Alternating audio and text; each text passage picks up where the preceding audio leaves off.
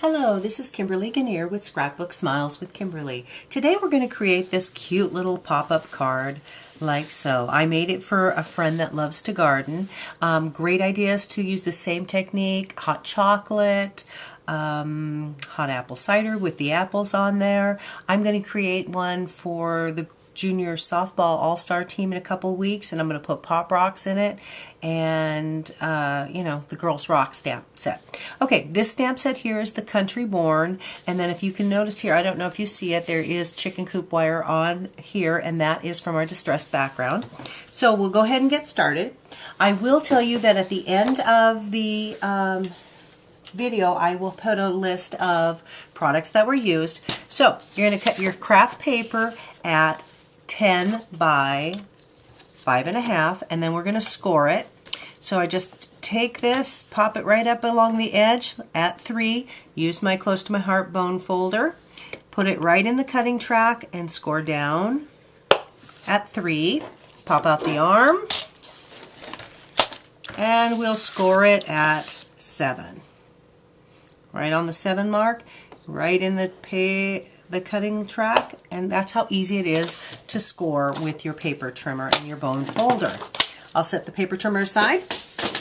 Now what I'm going to do is I'm going to stamp the chicken wire from the distressed background. Let me hold it this way, and it comes on this clear carrier sheet, and I just peeled it off and put it on a block like so. One thing I want to tell you, don't throw away this foam, because that is very important with your for your impressions. I have one underneath my scrap paper here, so I don't even need to worry about it because it's already there. I'm going to, let me show you again. I'm using Desert Sand ink pad. Let me pop it up and put it around, and what I'm going to do is just ink up my stamp, and then I'm going to turn it over because I'm going to stamp on the opposite side of the score lines, and then I'm just going to line it up along the edge and stamp. I'm going to stamp the center first, and then let me ink it up again, then come back. Okay, and I'm going to just do this quickly because I have one already pre-done. I'm going to put it on its edge like that, and then I'm just going to line it up like so, so I can stamp it all the way across. But this way I know it's centered along the top. I mean, right on the center card. I'm going to put this aside. I already have one stamped up for us. And again, because it is chicken wire, you can mix and match, and I like a full impression and a light impression because it gives that distressed vintage kind of look. Okay, I'm flipping it back over. I'm going to fold on the score line, take the side of my bone folder. Whoops, look at that. See, you need to hold it because you still can fold it crooked. There you go. Turn it around this side. Okay, and we seal it. Now I'm going to take the Bonding Memories glue. Let me look at my front. Yep, this is the one I want. And I'm going to take it and just run it along the bottom side here. Seal it over. Run a strip here and here, because remember, we're going to create a pocket to put our seed pack in. Okay, just like that.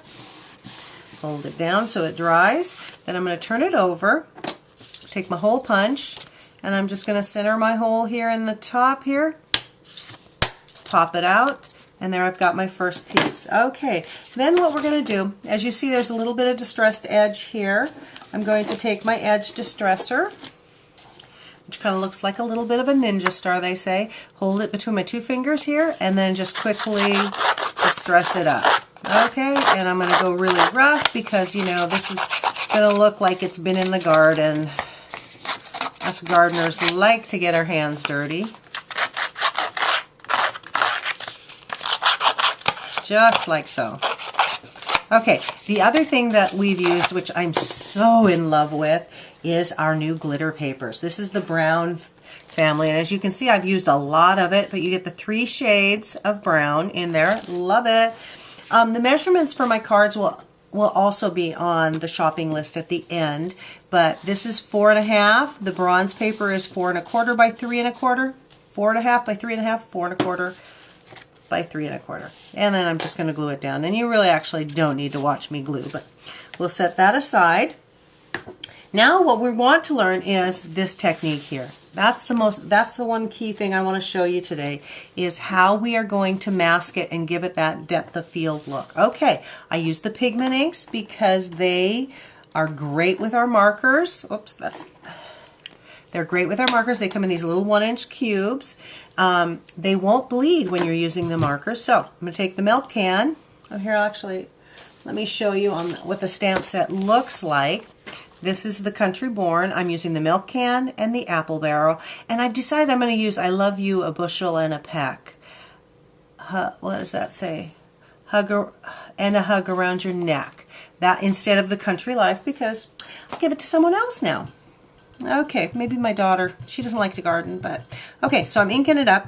And I always like to turn my stamp set over, and take the little 1-inch to it. That way I know I'm not getting it on the block, and if I do, I just wipe it off with my finger, or I always have a wipe handy. So I'm going to try and stamp this upside down, and there is our milk can. Isn't that beautiful? Set this aside.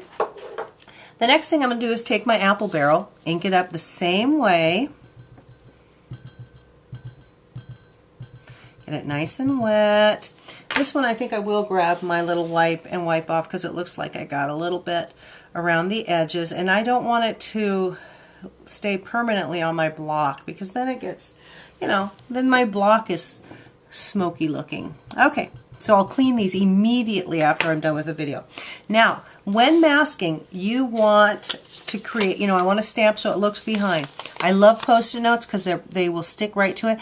Now I'm going to put this Post-it note right on the edge, and you'll actually see a little bit of black left over there, okay? So I've got, and it's a nice straight edge, so that's perfect. I'm going to turn my apple over, huff on it just in case it dried out. Now, I did leave the grass exposed, but as you can see, there's a little bit of grass on the apple barrel too, and I'm stamping above that. I don't know if you can see this, but the apple barrel, it looks like I'm going to stamp onto the Post-it note. I want to do that because that's what creates that portion. Okay, see what I've got here? I've got my apple barrel, and I'm going to just lift this up, and it looks like it's hidden behind there. Now I'm going to show you real quick on this one. Do you see here how I have a white shadow there? That's because my Post-it note was too far over off of the milk can. So now it's time to color it up. I love our markers, the alcohol markers, and I forgot to put on, I used a cotton candy and a hollyhock to color the apples. But when you get our markers, they come always two, so you get a light and a dark. This is the sweet leaf that I used, and you always start with your lighter one, and I'm just, it's just coloring it in. And because I love grass, it's messy, you don't have to stay within the lines. Start with the light, then you're going to blend up with the darker color, just to kind of blend it in.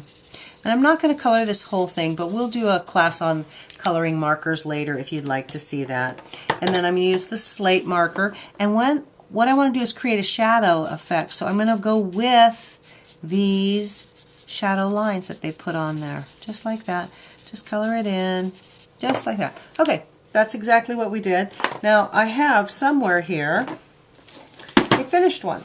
Okay, I've somewhat finished it. It's colored in there and everything. So now I'm going to take, and I want to put my saying on there, which I've already mounted on. It's the Bushel and a Peck. I'm going to use the Pacifica ink. Remember how you open it? Thumb here, lift with your fingers, rotate it around, and flat. It goes. Okay, so now I'm going to ink it up. Now, I always like to ink it up, and oops, it's upside down there, and stamp to my scrap paper, because then I know what my image is looking like and if I've gotten it inked up. Okay, and then I'm just going to put this right there, just like that.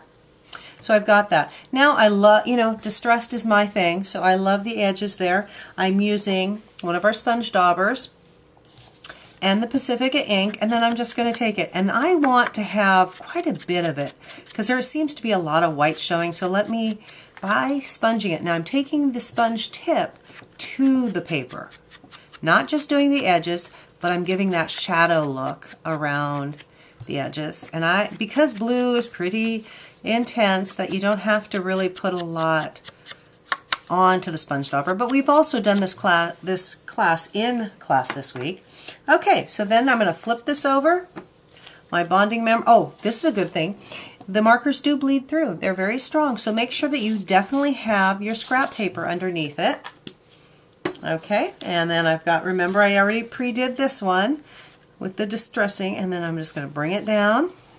Okay, and then I used our wooden trinket shapes. They come a whole bunch of these little, I think there's like a 57 little tiny shapes in here. They're very cool. I'm going to put a butterfly on it.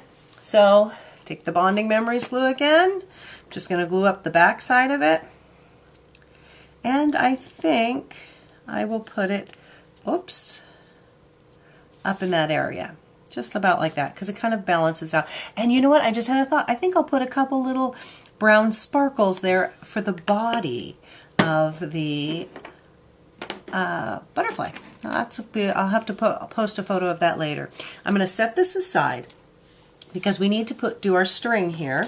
And what I did was I took the hemp out of our wooden shapes mini medley and I cut 24 inches, okay? And you know what's really a fun way to do this? This is so quick and easy, you are just going to laugh about it, because all you have to do is thread it through like so. And again, because it's hemp and it can be distressed, of course it's going to mess up on me, but that's okay. And then I'm just going to take the two ends together and tie a knot. And I'm just going to roll it around like this. And you know, you can make this longer or shorter. Okay, just like that. So see how it's tucked in there? Then I actually didn't bring my other seed pack, but I'll take the seed pack out of there. You just plop it in like so, kind of thread it in.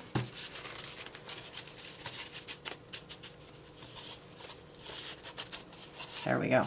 Pop it in like that. And then my next thing that I'm going to do, Bonding Memories on the back of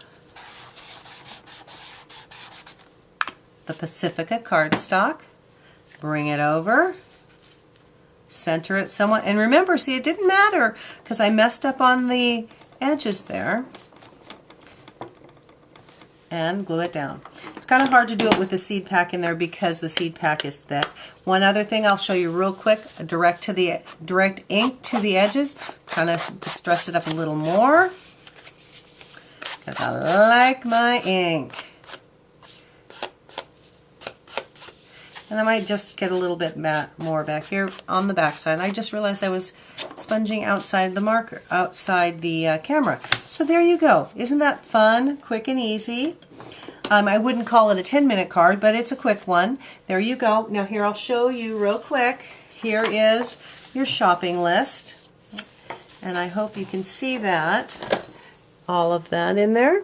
If you have any questions, you can give me a quick call. There you go. Pause it, write down your shopping list, and then you can go to my blog and shop 24 hours. Here's a little more information about me. Here's my name, my blog. You can find me on Facebook because I tend to post different things onto each of these. And to purchase, you can go to Kimberly G, don't forget the G, at .ctmh.com. Hey, have a great day and we'll see you soon.